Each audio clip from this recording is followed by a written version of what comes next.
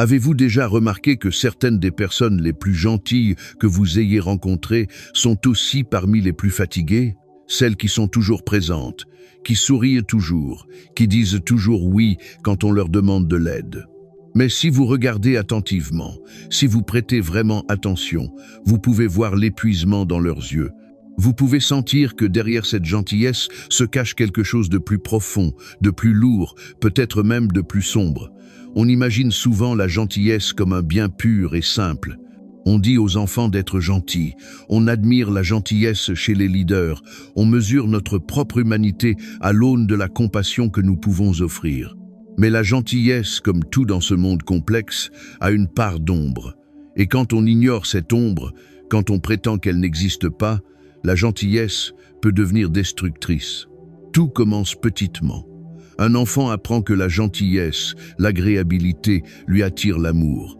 Lorsqu'il met ses propres besoins de côté pour rendre les autres confortables, il est récompensé par des sourires, des louanges, peut-être même une affection qu'il n'aurait pas reçue autrement. Avec le temps, cette association s'enracine profondément dans son système nerveux. La gentillesse devient une question de survie. Et plus il grandit, plus il devient difficile de distinguer qui il est de ce que les autres attendent de lui. Il devient la personne fiable, la bonne personne, l'ami qui ne se plaint jamais. Mais voici la vérité. Quand la gentillesse est forcée, quand elle est motivée par la peur du rejet ou un besoin désespéré d'être valorisé, ce n'est plus de la pure gentillesse. C'est un masque. Et les masques, portés trop longtemps, finissent par étouffer la personne qu'ils cachent. Pensez aux personnes dans votre vie qui sont infiniment gentilles. Elles écouteront vos problèmes pendant des heures, elles vous aideront à déménager, elles prêteront de l'argent qu'elles n'ont pas. Elles sacrifieront leur propre repos pour s'assurer que vous allez bien. Au début, cela semble admirable, presque sain. Mais si vous avez déjà été cette personne, si vous avez joué ce rôle, vous connaissez la vérité. Derrière chaque acte de sacrifice personnel, il y a un ressentiment silencieux. Une voix qui murmure « Et moi, alors ?» Mais cette voix est souvent étouffée, car la gentillesse, surtout la gentillesse chronique, s'accompagne d'une règle implicite. On n'a pas le droit de se mettre en priorité. Les psychologues ont étudié ce phénomène, et il porte un nom, la fatigue de la compassion. Cela décrit ce qui se passe quand quelqu'un donne tellement de son empathie, tellement de son attention, qu'il finit par s'épuiser. Les soignants l'expérimentent, les enseignants l'expérimentent, même les parents l'expérimentent. Mais ce n'est pas réservé aux professions. Les gens ordinaires, ceux qui se considèrent comme des âmes gentilles, sont aussi à risque. Des études montrent que les personnes qui privilégient constamment les autres au détriment d'eux-mêmes rapportent des niveaux plus élevés d'anxiété, de dépression et même de problèmes de santé physique par rapport à ceux qui maintiennent un équilibre. La gentillesse, lorsqu'elle n'est pas contrôlée, devient une forme d'auto-effacement.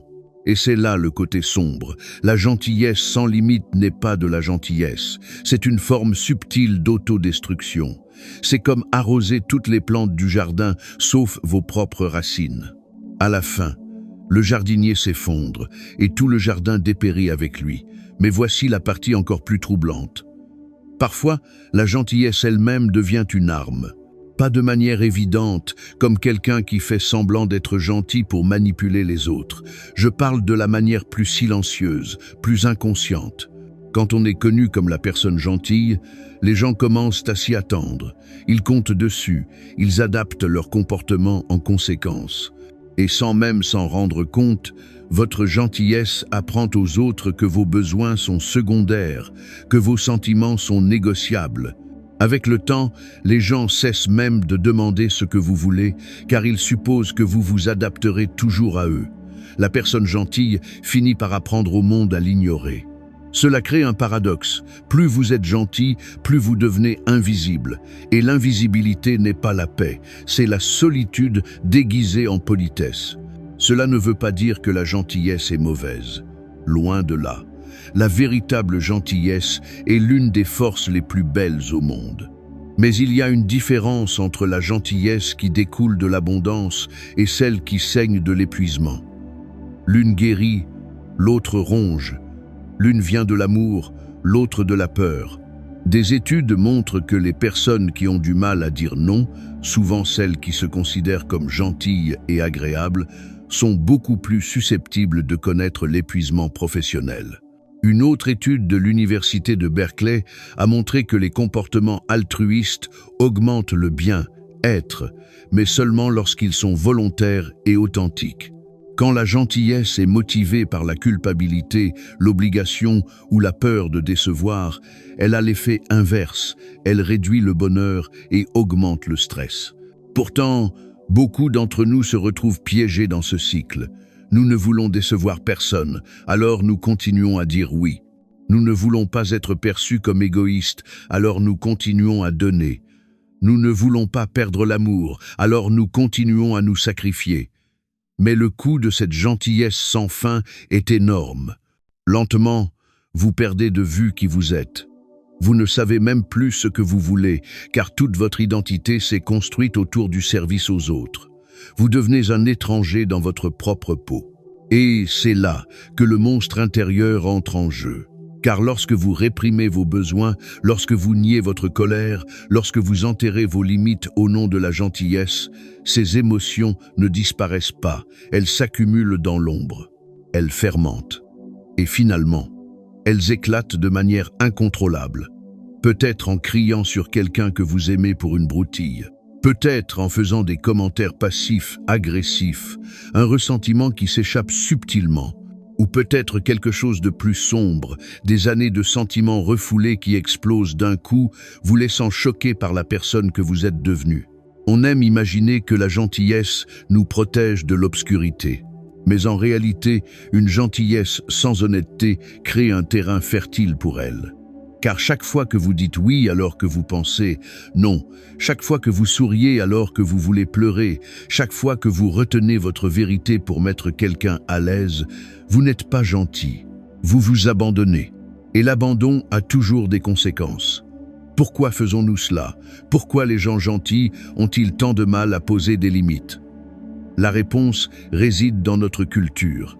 Dès le plus jeune âge, beaucoup d'entre nous sont conditionnés à croire que la gentillesse équivaut à la valeur, que l'agréabilité est plus sûre que l'authenticité, que l'amour se gagne par ce que l'on donne, pas par ce que l'on est.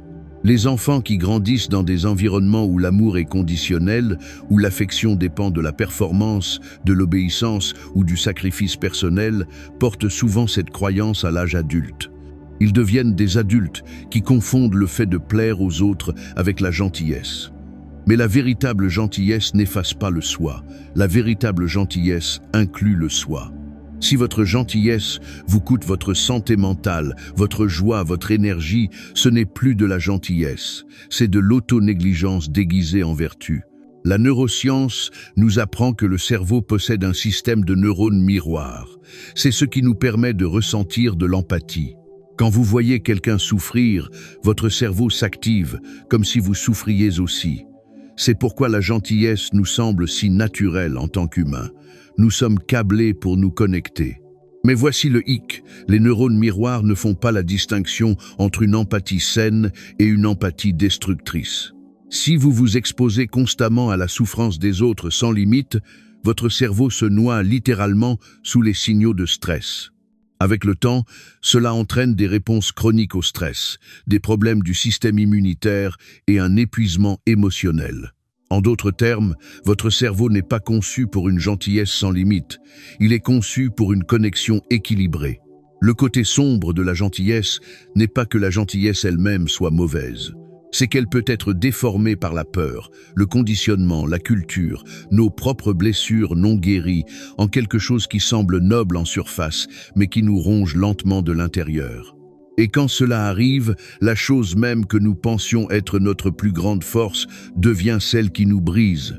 Si vous avez déjà ressenti cet épuisement, ce ressentiment, ce sentiment d'être invisible, même si tout le monde vous qualifie de gentil, vous n'êtes pas seul, vous n'êtes pas brisé. Vous n'êtes pas défectueux. Ce que vous vivez est la conséquence naturelle d'un monde qui ne nous apprend pas à équilibrer le don de soi avec la protection de soi. C'est le monstre intérieur, non pas parce que vous êtes mauvais, mais parce que les vérités inexprimées finissent par exiger d'être vues. La vraie question est, comment embrasser la gentillesse sans qu'elle nous détruise? Comment rester compatissant sans devenir un martyr? Comment aimer les autres sans s'abandonner soi-même? La réponse réside dans une vérité simple, mais profondément inconfortable. La gentillesse doit commencer par vous. Pas dans un mépris égoïste des autres, mais dans le sens où, si votre gentillesse ne vous inclut pas, ce n'est pas vraiment de la gentillesse, c'est une performance. Et les performances finissent par s'effondrer. Pensez-y comme à ceci. Si vous avez déjà pris l'avion, vous connaissez les instructions de sécurité. En cas d'urgence, mettez votre masque à oxygène en premier avant d'aider les autres. À première vue, ce conseil semble presque erroné, presque contre nature. Pourquoi ne pas aider mon enfant ou mon proche en premier? Mais la logique est indéniable. Si vous vous évanouissez par manque d'oxygène, vous ne pouvez aider personne. Le même principe s'applique à la gentillesse. Si vous négligez vos propres besoins, votre propre repos, votre propre bien-être, votre capacité à vraiment prendre soin des autres finit par s'étouffer. C'est là que les limites entrent en jeu. Et pour beaucoup de personnes gentilles, les limites semblent terrifiantes. Les limites semblent être un rejet. Elles semblent égoïstes. Elles semblent fermer la porte aux autres. Mais en réalité, les limites sont la forme la plus pure d'honnêteté. Une limite dit « Voici ce que je peux donner et voici ce que je ne peux pas ». Elle dit « Mon amour est réel, mais il ne peut exister si je suis vide ». Elle dit « Je tiens assez à vous pour vous montrer mes limites, car sans elles, mon attention se transformera en ressentiment ». Les psychologues décrivent les limites comme les lignes invisibles qui définissent où vous vous arrêtez et où une autre personne commence. Sans ces lignes, les relations se brouillent dans la dépendance, la manipulation ou la souffrance silencieuse. Avec elles, les relations deviennent claires, mutuelles et ancrées dans le respect. En fait, des recherches montrent que les personnes qui établissent des limites saines vivent souvent des relations plus profondes et plus significatives car leur gentillesse vient d'un choix, pas d'une obligation. Et voici un autre fait. Les personnes qui respectent leurs propres limites sont perçues comme plus fiables. Pourquoi? Parce que lorsqu'elles disent oui, on sait qu'elles le pensent vraiment.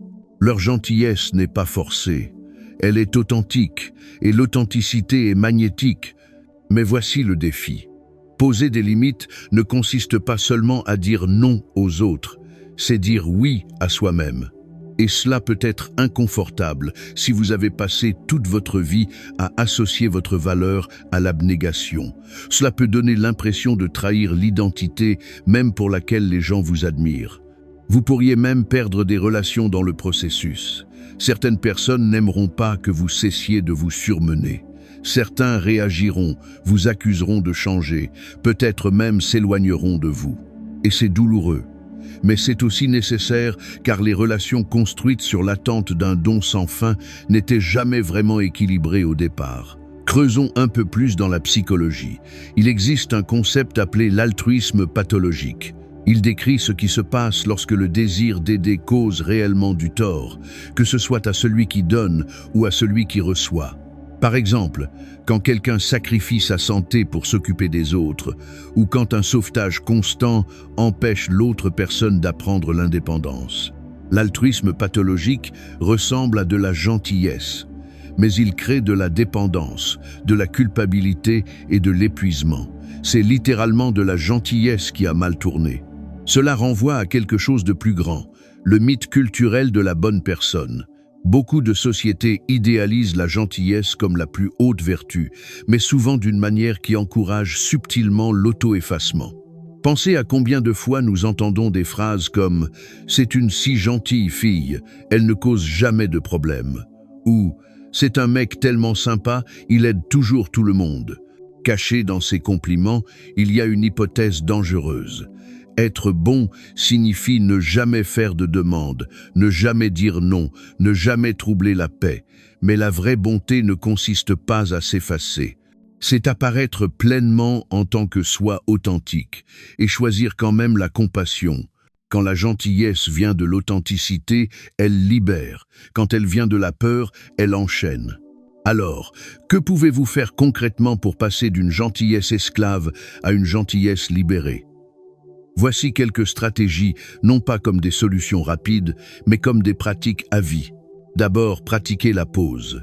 Quand quelqu'un vous demande quelque chose, ne dites pas immédiatement oui. Prenez une respiration, donnez-vous de l'espace pour vérifier vos propres besoins. Demandez-vous, ai-je l'énergie pour ça? Est-ce que je veux le faire? Cette demande est-elle alignée sur mes valeurs? Même quelques secondes de réflexion peuvent vous sauver d'un réflexe de complaisance automatique. Ensuite, apprenez le pouvoir des non doux. Un non n'a pas besoin d'être dur. Il peut être compatissant et gentil. Je tiens à toi, mais je ne peux pas m'en occuper pour le moment. Ou j'aimerais aider, mais je n'ai pas la capacité. Le monde ne s'effondrera pas si vous dites non. En fait, plus vous êtes honnête, plus les gens respecteront votre oui. Troisièmement, redéfinissez votre valeur. Votre valeur n'est pas déterminée par ce que vous donnez. Votre valeur est intrinsèque. Vous existiez avant que quiconque ait besoin de vous, avant que vous appreniez à performer la gentillesse pour survivre. Vous êtes digne d'amour même quand vous dites non, même quand vous vous reposez, même quand vous ne portez rien sur vos épaules. Quatrièmement, prenez soin de votre propre jardin. Nourrissez-vous des choses qui vous enrichissent, des amitiés qui nourrissent votre âme, des activités créatives, des moments de calme. Quand vous vivez dans l'abondance plutôt que dans la pénurie, la gentillesse coule naturellement. Elle n'est pas forcée, elle n'épuise pas, elle devient un cadeau plutôt qu'une transaction. Et cinquièmement, permettez-vous de ressentir les émotions plus difficiles. La colère, la frustration, la tristesse, ce ne sont pas des ennemis de la gentillesse, ce sont des signaux. Ils vous indiquent quand vos limites sont franchies, quand vos besoins sont ignorés. Si vous les réprimez, ils se transforment en monstres intérieurs. Mais si vous les reconnaissez, si vous les écoutez, ils deviennent des guides qui vous mènent vers l'équilibre. Revenons à la métaphore des masques. Pour beaucoup, la gentillesse est devenue un masque à vie. Le sourire que vous portez pour cacher l'épuisement, le oui que vous donnez pour éviter le conflit, la générosité que vous performez pour prouver votre valeur. Mais les masques sont lourds, et plus vous les portez longtemps, plus il devient difficile de vous rappeler à quoi ressemble votre propre visage. Le vrai voyage n'est pas de rejeter la gentillesse, mais de retirer le masque et de laisser la gentillesse venir du vrai vous, le vous qui peut dire oui et non avec la même honnêteté. Le vous qui est gentil sans disparaître. Il y a un vieux dicton. Si vous voulez savoir qui vous êtes vraiment, regardez comment vous vous traitez quand personne ne vous observe. C'est là que commence la véritable gentillesse.